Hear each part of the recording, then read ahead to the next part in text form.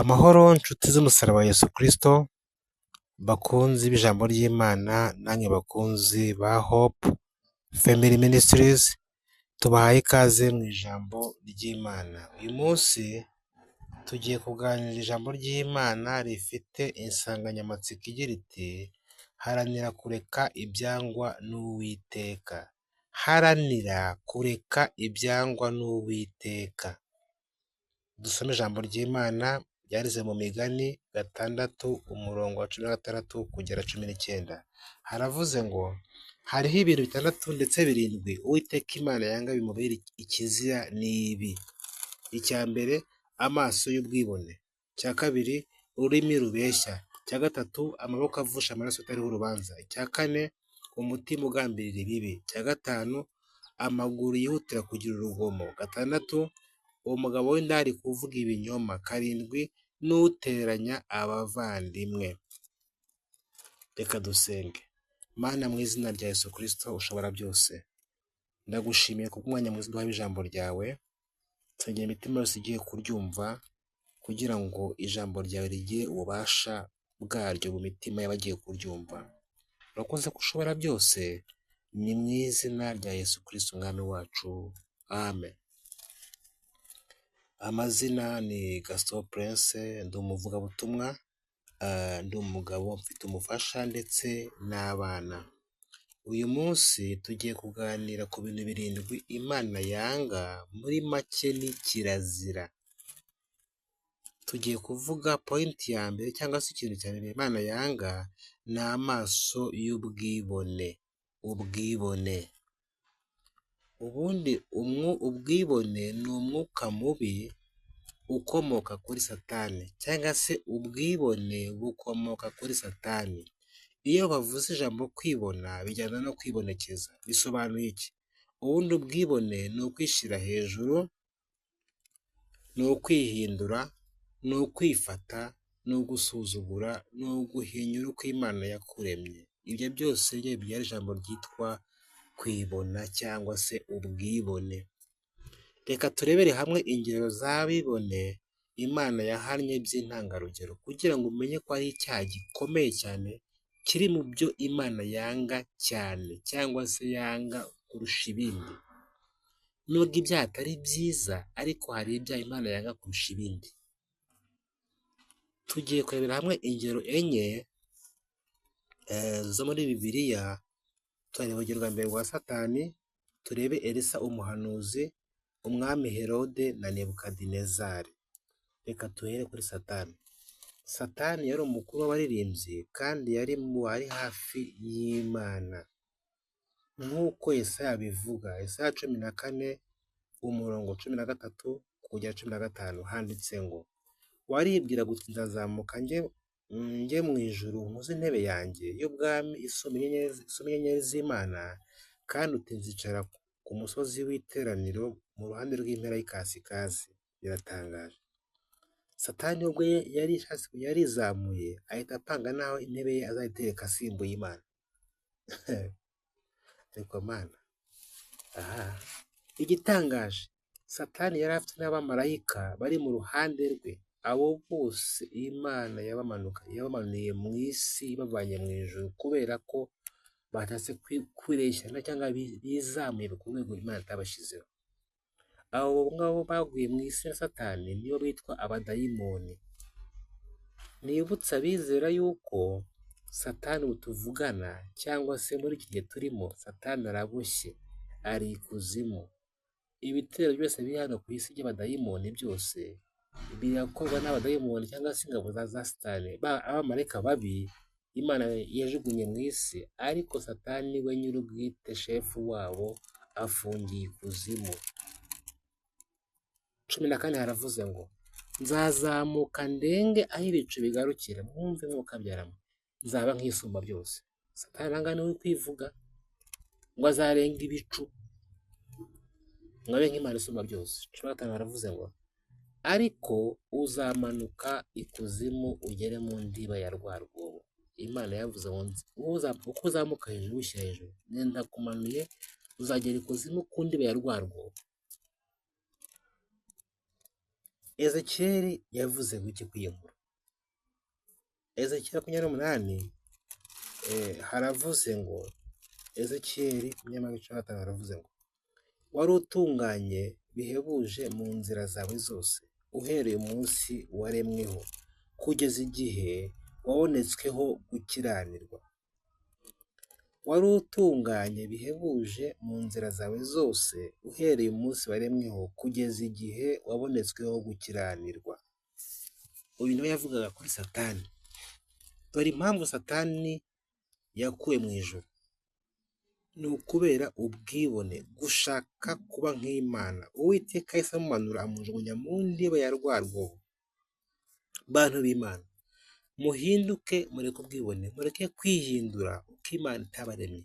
Uko usa binejeje yaguhanze, yabonye imiterere yawe ihagije. Ibindi byose wakwishyiraho ni pirate, ni ubwiza bw'isaha imwe, ni ubwiza butagumaho. Mwene gataguma n'ubwiza waremanywe n'Imana, wahawe n'isumba byose. Reka tuvuge kuri Elisa yari umugaragu wa Eliya. Mu gihe umurimo wa shebuja wari urangiye mu isi, impano zose za shebuja yazisigiye umugaragu we Elisa. Mu gihe cya Elisa yabaye umuhanuzi mwiza, gusa umunsi umwe nawe aterwa n'ubwibone, Imana itimuhanira aho ngaho. Byagenze gute? Iyo usomye Abami ba kabiri 5:8 haranditse ngo, nuko Elisa umuntu w'Imana yumvise ko umwami w'Abisiraheli yashimuye imyenda ye, amutuma ati, niki gitumye ushima imyenda yawe? Mureka nsange aramenya ko muri Isiraheli harimo umuhanuzi. Mwabyumvise? Ni irihe kosa Elisa we yakoze? Elisa yaravuze ngo mureka nsange aramenya ko muri Isiraheli harimo umuhanuzi. Yakagombye kuvuga ngo, cyangwa ati, murekaze aramenya ko muri Isiraheli harimo Imana. Ariko kuba yaravuze ngo murekaze aramenya ko muri Isiraheli harimo umuhanuzi, yari yishize hejuru, yari yibanje imbere kandi yakabanje Imana. Iki cyaha yakoze Elisa. Abantu benshi mukora iki cyaha mutazi ko mwagikoze, kubera ko mwibanje imbere mutabanje Imana. Elisa yakagombye kuvuga ngo murekaze aramenya ko muri Isiraheli harimo Imana, ariko yavuze ngo aramenya ko muri Isiraheli harimo umuhanuzi. Niryo kosa Elisa yari akoze. Ariko kuba yari abivuze ntabanze Imana, yari akoze ikosa rikomeye, ni nabwo bwibone yagize. Amateka, iyo usomye isezerano rya kera, ubona ko umuhanuzi, cyangwa se kera bamwitaga bamenya, ntawajyaga kureba umuhanuzi ngo ajye kumureba ntaturamushyiriye. N'uyu munsi uwo muco w'abizera uracyariho, ntabwo wigeze uhinduka. Kujya imbere y'umuhanuzi ujyanye n'itorero ryo gushima Imana, ibyo ni umuco wa Bibiliya. Kuva kera uwo muco warahozeho, na n'uyu munsi uwo muco uracyahari. Gusa icyo bitemera ni ukugira ngo umuntu yake umuntu ikintu agira ngo amuhanurire. Oya, wowe hanura umuntu nafashwa, nabikunda atanga itorero ry'ishema ry'umutima ukunze, ariko utamwata ituro mbere y'uko ugira serivisi n'imwe wamuha yo mu buryo bw'ijambo ry'Imana. Aba tubonera duguru umuntu wese waka abantu amafaranga cyangwa se amaturo mbere y'uko asengera, wenda ugira ati ndagusengera kugira ngo yagusengera bamuhe amafaranga runaka, uba ukoze icyaha. Sengera umuntu, nakira umutima we akumva ntawe utatanga ituro azariguhe, ariko utari wowe uri mwatse bwa mbere. Byagenze gute? Elisa amaze kugira ubwo bwibone, dore igihano yahanwe n'Imana. Imana yahise imubwira ngo, Elisa, kubera ko wishize hejuru, ntabwo ugomba kwakira ituro ry'uyu mugabo witwa Namani, uyu mugabo w'ingabo za Siriya, ntabwo uza kwakira iri turo. Elisa yahise abuzwa kwakira ituro. Cyokoze aba umugaragu mwiza, aba umuhanuzi mwiza, yumvira Imana. Nubwo yari ahombye amaturo yagombaga kwakira, ariko we Elisa yahise yumvira Imana. Abami ba kabiri 5:20 haravuga ngo, ariko Gehazi umugaragu wa Elisa umuntu w'Imana aribwira ati ko databuja yagiye Namani uwo Musiriya ubuntu ntiyakiture yamutuye, ndahiye Uwiteka Imana nzima ndiruka mufate ngire icyo mwiyakira. Babyumvise. Elisa yanze amaturo y'umugabo w'umusirikari cyangwa se umugabo w'ingabo za Siriya Namani. Elisa yanze ituro, umugaragu we Gehazi we aravuga ngo agiye kwiyakira ituro, agiye kujyaka wa mugabo w'ingabo Namani. Igihano cyari kiri kuri Elisa byarangiye gihawe Gehazi, abemba ibibembe kubera ko yakiriye amaturo kandi Imana yabujije Elisa shebuja kuyakira. Ngaya amakosa abantu benshi bajya bakora batazi n'impamvu zabyo. Niba uri umugaragu, ni gute ujya gufata icyo shebuja yanze gufata? Ntugafate ikintu utazi impamvu yacyo, bitazagushyira mu gihano kiremereye kubera kutamenya. Ntugafate ikintu cyose uhawe utazi impamvu yacyo gihawe. Ni amakosa no mu buzima busanzwe. Byarangiye Gehazi umugaragu wa Elisa abembye, cyo kuza shebuja amwingingira Imana kugira ngo ikirembe cyamugiyeho kimuveho. Reka tuvuge ku bwibone bw'umwami Herode. Dusoma mu byakozwe n'intumwa 12:22 kugera 23. Haranditse ngo abantu barasakuza bati, yemwe noneho ni ijwi ry'Imana si iry'umuntu. Ariko muri ako kanya marayika w'umwami Imana aramukumbanya kuko adahaye Imana icyubahiro, aherako agwa inyo umwuka urahera. Uyu ni umwami Herode. Umwami Herode ari kuvuga ijambo, abantu baramusingiza, baravuga ngo noneho ijambo uri kuvuga ntabwo risanzwe, ahubwo uri kuvuga nk'Imana. Nawe arangije azamura intugu. Imana ngo yohereza marayika wayo ngo ahita amukumbanya, ahinduka. Bagiye kubona babona mu ntebe z'umwami Herode hahindutse inyo umuntu, baramubuza kubera ko yishyize hejuru. Bavuze ko ameze nk'Imana, nawe ntihagire ikintu abivugaho kuko atigeze avuga. Burya iyo aza kuba umuntu uzi ubwenge yakaba yasabwa ati oya ntabwo ndi Imana. Iyo avuga ko byakaba byiza kurushaho, ariko kuko atabivuze nawe akabyikiriza, yahise agwa inyo arapfa. Ubundi kuki Herode yakumbanijwe? Ngiki icyo yazize. Yakaba yarahamije Imana, ariko kudahamya kwe, kwemera ko kuko ari Imana, ngiki ikintu yazize. Ubundi mbere na mbere hagomba kubanza Imana. Imana icyubahiro ni icyayo, nta wundi izagiha, ni icyayo gusa. Abantu bafite icyubahiro bose Imana iyo yabavunguriye ku cyubahiro cyayo, ariko icyubahiro cya mbere ni icy'Imana, ntabwo ari icy'umuntu. Gusa Imana yakuvunguriraho wize amashuri ukazamuka mu ntera ugatera imbere, ariko ubundi icyubahiro ni icy'Imana. Yesaya 42:8 haravuze ngo ndi Uwiteka niryo zina ryanjye, icyubahiro cyanjye sinzagiha undi, n'ishimwe ryanjye sinzariha igishushanyo kibajwe. Ndi Uwiteka niryo zina ryanjye, icyubahiro cyanjye ntabwo nzagiha undi, n'ishimwe ryanjye sinzariha ibishushanyo bibajwe. Mwabyumvise ko icyubahiro cy'Imana, Imana ari icyayo, nta wundi ushaka kugiha. Mwene gataremenya yuko abantu nibaguha icyubahiro bakakuzamura, nawe ujye uvuga ngo Mana ubanza mureke icyubahiro ni icyawe. Imana ibyo bintu irabikunda, ni ibyayo. Iyo uyibanje imbere nayo igushyira hejuru. Nubanza Imana imbere izagushyira hejuru y'ibihe. Reka tubisubiremo tubabwize ukuri. Nimubanza Imana imbere, Imana izabashyira hejuru y'ibihe. Iyo ubanje Imana ukayizamura, nayo irakuzamura. Ntawe umuntu wigeze abanza Imana ngo abe hasi, Imana rero nawe ihita imuzamura. Reka tuvuge kuri Nebukadinezari. Nebukadinezari yari umwami w'i Babuloni, nk'uko Daniyeli 4:27 kugera 30 habivuga. Aravuga ati ngiyi Babuloni ikomeye niyubakiye ngo habe umurwa wanjye nturaho. mpubakishije imbaraga z'amaboko yanjye ngo habe ubwami bwanjye, haheshe ubwami bwanjye icyubahiro.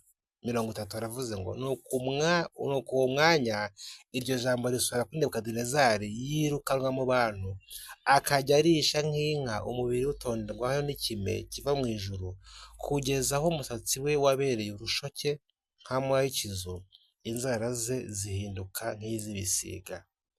Ibaze nawe kubona umuntu w'umwami ari mu ishyamba, ari kurisha nk'inka, azize iki? Ubwibone. Uyu mugabo yubatse umurwa koko, ariko nubwo yubatse ntabwo ari mu bwenge bwe. Ubwenge abantu bafite ni Imana yabutanze.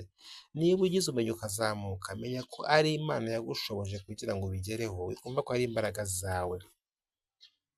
Nebukadinezari kubera kwishyira hejuru, yamaze mu ishyamba imyaka 7 arisha nk'inyamaswa, nta bitekerezo, nta mutimanama, nta migambi, kugeza igihe cyagenwe kirangiye agarurwa mu bantu.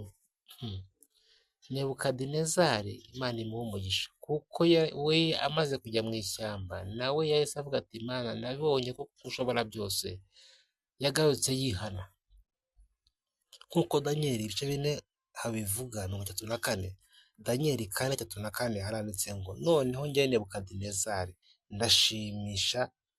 ndashimisha umwami wo mu ijuru. Mwabyumvise? Ndamusingiza, ndamwubaha, kuko imirimo ye yose ari iy'ukuri kandi inzira ze ari izigororotse, ariko abibone abasha kubacisha bugufi. Nebukadinezari ngaya amagambo yatangaje avuye mu ishyamba amaze imyaka 7. Ubundi ngiyi impamvu yatuma uburakari bw'Uwiteka bugabanuka cyangwa ntibukugereho, nuko uca bugufi kandi ntiwibone.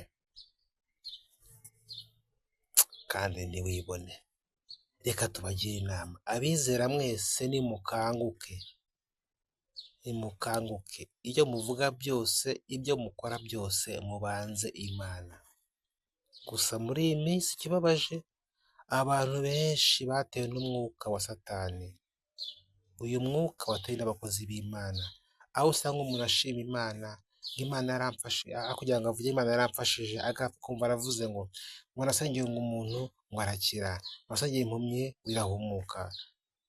Aho kugira ngo avuge Imana yamufashije kugira ngo agere ku kintu, bakavuga ngo yasengeye umuntu arakira. None se ntiwamukijije? Ni imbaraga ze se? Wowe warasenze umuntu Imana iramukiza, ntabwo warakije umuntu.